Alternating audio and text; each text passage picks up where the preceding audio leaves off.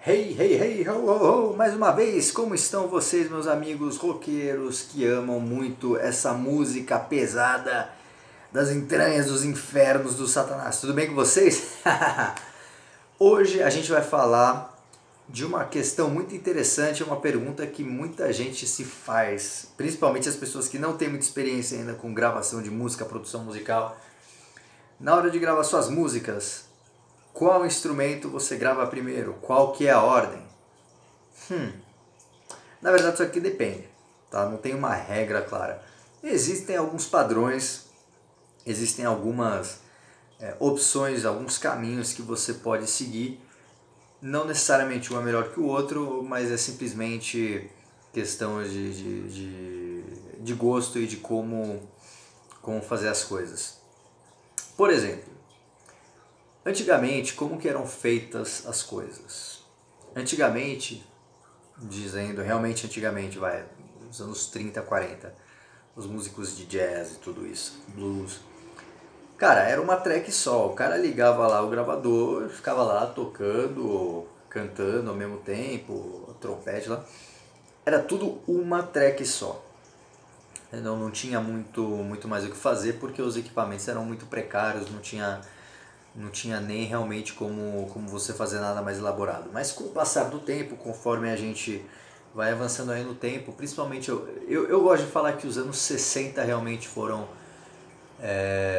decisivos, porque foi aí que a tecnologia realmente começou a melhorar, foi aí que os artistas começaram a realmente experimentar coisas novas aí no estúdio, não só no estúdio, né, os Beatles e tal, com LSD, The Doors também, todas essas drogas, o cara começava a experimentar, fazer umas coisas meio doideiras assim, né, principalmente com a novidade que era a gravação estéreo na época. Então o cara chegava lá e falava, então eu vou fazer uma música aqui com, não sei, a bateria desse lado, a voz desse lado, o baixo não sei aonde. Então, se você escutar essas músicas mais dos anos 60, assim, você vai notar que tem muito disso, né? Tem muito...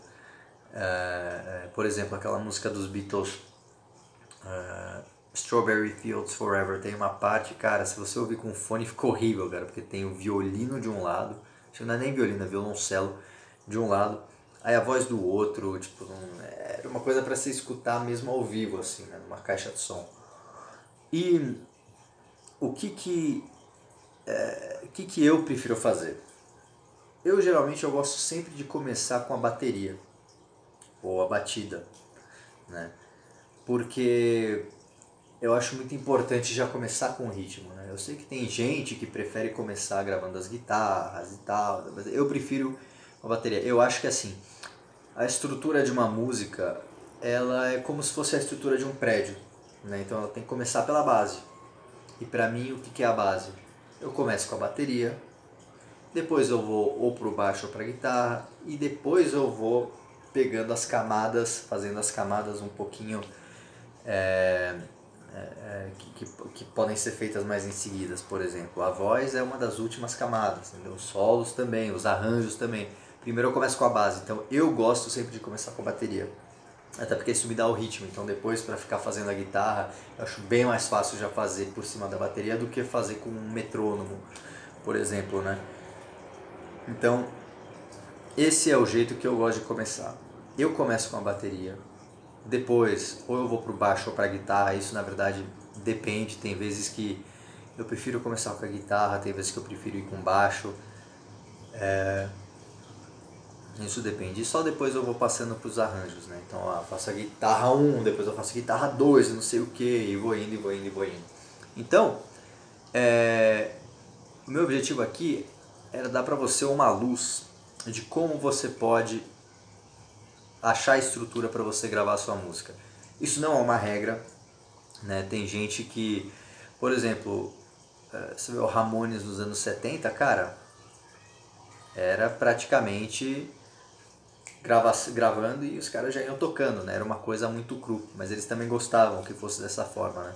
Hoje com a tecnologia a gente pode fazer um pouquinho diferente, então é muito relativo de cada um, mas eu acho interessante você pensar em fazer nessa ordem. Começa com a bateria, depois vai para a guitarra ou para o baixo, né? Vamos primeiro para o baixo, bateria, depois faz o baixo, depois faz a guitarra por cima, depois você faz a voz, depois você vai fazendo os outros arranjos. Eu acho que essa estrutura pode te ajudar a pelo menos você não se perder, né? Tipo, você conseguir seguir um caminho para depois a sua música ficar completamente pronta. E por que eu falo para deixar os arranjos por último? Porque eu acho que muito dessa coisa dos arranjos a gente acaba tendo essas ideias surgindo meio em cima da hora enquanto a gente está gravando. Então, pô, eu tô lá, já fiz essa voz aqui e de repente eu vejo que, putz, poderia ter uma guitarra acompanhando a voz aqui nessa melodia. Então, você vai meio que complementando, entendeu? Por isso que eu acho que faz muito mais sentido você fazer os arranjos por último do que você fazer os arranjos logo antes de fazer, por exemplo, o baixo, né? Uma coisa que não faz muito sentido. Como eu falei, não é uma regra. Então, veja aí o que você prefere fazer, tenta isso, deixa nos comentários aqui se funcionou para você ou se você já faz, mas faz de outra forma. Estou curioso para ouvir o que vocês fazem. Dito isso, não deixem de me seguir nas outras redes sociais, então me procurem no Instagram, @vonmahler, V-O-N de navio, .M-A-H-L-E-R, Von Mahler. Minha página no Facebook é Von Mahler, então me sigam lá. E aqui, se você não é inscrito, se inscreve, ativa o sininho, que assim você não perde os próximos vídeos. Tem vídeos aí toda semana trazendo conteúdo legal para você, beleza? Então até o próximo vídeo.